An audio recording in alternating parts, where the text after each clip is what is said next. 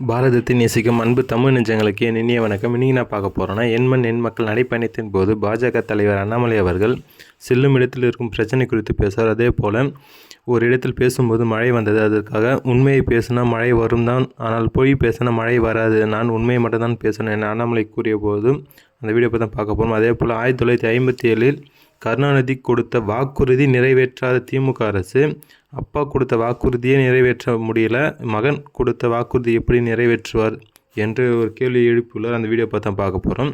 இன்னும் நம்ம சேனலை சப்ஸ்கிரைப் பண்ணலாம், சப்ஸ்கிரைப் பண்ணிங்க. அப்படி பக்கத்தில் இருக்கிற பெல் பட்டனை கிளிக் பண்ணுங்கள். மறக்காம வீடியோக்கு லைக் பண்ணுங்கள்.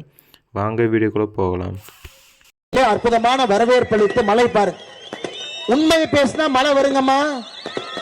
கிராமத்தில் உங்களுக்கு தெரியும், உண்மை பேசினா மழை வரும், பொய் பேசினா மழை வராது. உண்மை பேசுறோம், நான் உண்மையை மட்டும்தான் பேசியிருக்கிறேங்க, பொய்யே பேசல, மழையே வருது. உங்களுடைய அன்பு கிருஷ்ணாயபுரம் மாற வேண்டும். ஏழைகள் கிருஷ்ணாயபுரத்தில் இருக்கவே கூடாது.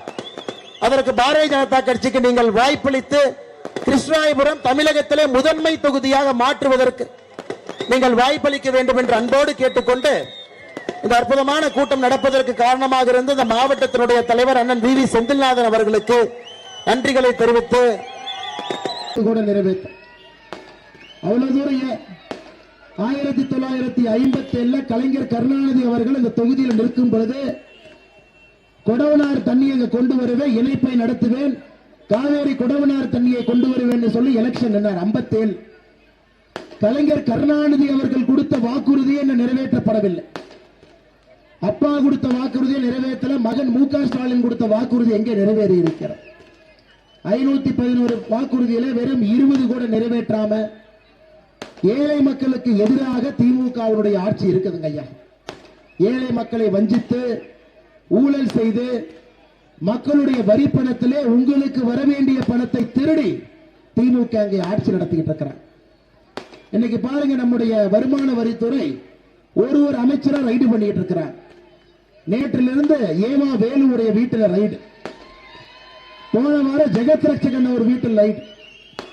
திமுக காரன் சொல்லுவான், இந்த அண்ணாமலை சொல்லித்தான் இந்த ரைடு பண்றாங்க, அண்ணாமலை தான் குற்றவாளி.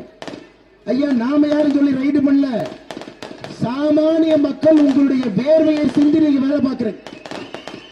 ஆனா நீங்கள் வேலை பார்ப்பதற்கான கூலி உங்களுக்கு கிடைக்கவில்லை என்பது எல்லோருக்கும் தெரியும்.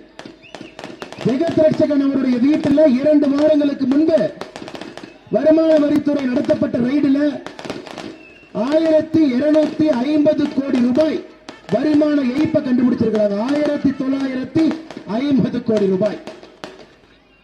ஏவாவேல பாத்தீங்கன்னா ஒரு சாதாரண பஸ் கண்டக்டராக வாழ்க்கையை ஆரம்பித்து திருவண்ணாமலையே வளர்ச்சி போட்டிருக்கார். மருத்துவ கல்லூரி கட்டியிருக்கார். திமுக இருக்கக்கூடிய ஒரு மந்திரிக்கும் சொத்து எப்படி வந்துச்சுங்க? மக்களுடைய வரி பணத்தை கொள்ளையடித்து, உங்களுக்கு வரவேண்டிய பணத்தை கொள்ளையடித்து ஏழை மக்கள் தமிழகத்தில் இன்னும் ஏழையா இருக்கிறாங்க. 70 ஆண்டு கால திராவிட அரசியல்ல தமிழகத்தில் ஏழை மக்கள் இன்னும் ஏழையாக இருக்கின்றார், ஏழையாக வைத்திருக்கின்றார், ஏழையாக இருக்க வேண்டும் என்று நினைக்கின்றார். ஏழை மக்கள் ஏழையாக இருந்தால் மட்டும்தான் தமிழகத்தில் திராவிட கட்சிகள் ஆட்சி நடத்த முடியும் என்பதற்காக இங்கே அரசியல் நடக்கிறது. இன்னொரு பக்கம் பாரத பிரதமர் நரேந்திர மோடி அவர்கள் கடந்த 9 ஆண்டு காலமாக நாம் செய்திருக்கக்கூடிய ஒரு திட்டமே ஏழையை மையப்படுத்தி தாங்க திட்டமே இருக்கு. இந்த மலையில கொட்டுகின்ற மலையில பாத்தீங்கன்னா ஒரு 7-8 பேர் வந்து ஒரு அட்டையை வாங்கி கொண்டு சென்றார். இவங்கெல்லாம் உங்களுடைய தோகமலை பகுதியில மத்திய அரசுடைய திட்டத்திலே பயன்பெற்றவர்கள். விவசாயம் இருந்து விவசாயம் செஞ்சு வருடத்திற்கு வங்கி கணக்குக்கு 6000 ரூபாய் வரக்கூடிய விவசாயி வந்தார். வாழ்விலே வீடே இல்லாம, கான்கிரீட் வீடே இல்லாம இருந்த ஒரு ஏழை தாய்க்கு பாரத பிரதமர் நரேந்திர மோடி அவர்கள் வந்த பிறகு பிரதமருடைய இலவச வீட்டு வசதி திட்டத்தில் ஒரு வீடு கட்டி கொடுக்கிறார். அவங்க வந்தாங்க. கழிப்பறை இல்லாத வீட்டில் இருந்த சகோதரிக்கு கழிப்பறை கட்டி கொடுக்கப்பட்டிருக்கிறது, அவங்க வந்திருக்கிறாங்க. சுதந்திரத்திற்கு பிறகு வங்கி கணக்கே இல்லாமல் இருந்தவர்களுக்கு 42 கோடி வங்கி கணக்கு இந்தியாவிலே உருவாக்கி, எனக்கு 100 நாள் வேலை வாய்ப்பு திட்டத்திற்கு சென்றாலும் கூட சம்பளம் என்பது வங்கி கணக்குக்கு வருது. ஏன்னா மோடி ஐயா தெரியும், திருட்டு திமுக நம்பி பணம் அனுப்பிச்சீங்கன்னா 1 ரூபா கூட உங்களுக்கு வராது.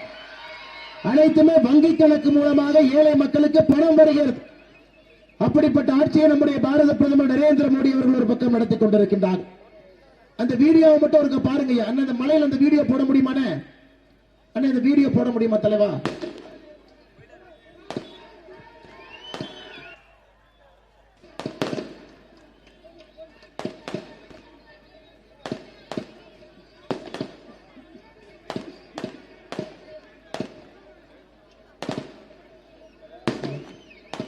சார் ஒரு 2 மினிட்ஸ் சார்.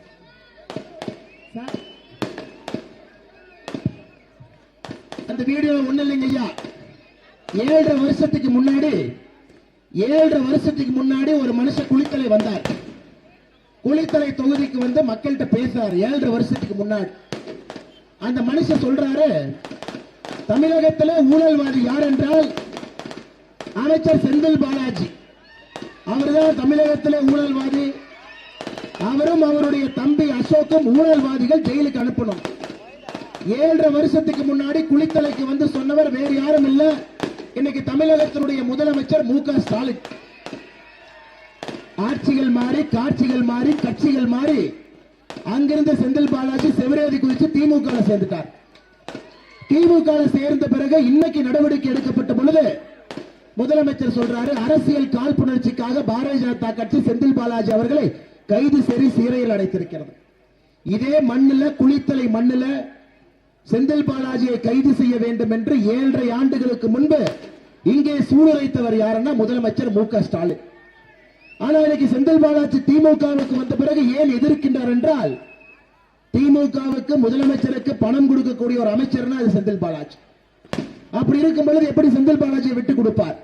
இன்னைக்கு 3.5 மாத காலமாக புலால் சிறையில் இருக்கக்கூடிய செந்தில் பாலாஜி கரூரை சார்ந்தவர். குறிப்பாக பஸ் கண்டக்டர், அந்த வேலைக்கு பணம் வாங்கி கொண்டு வேலை கொடுக்கிறேன்னு சொல்லி சில பேருக்கு வேலை போட்டாரு, சில பேருக்கு வேலை போடல. வேலை கிடைக்காதவங்க ஹைகோர்ட்டுக்கு போய், சுப்ரீம் கோர்ட்டுக்கு போய் என்போர்ஸ்மென்ட் டைரக்டரேட் அமலாக்கத்துறையை கொண்டு வந்து செந்தில் பாலாஜியின் மீது நடவடிக்கை எடுத்து சிறையில் இருக்கிறார்.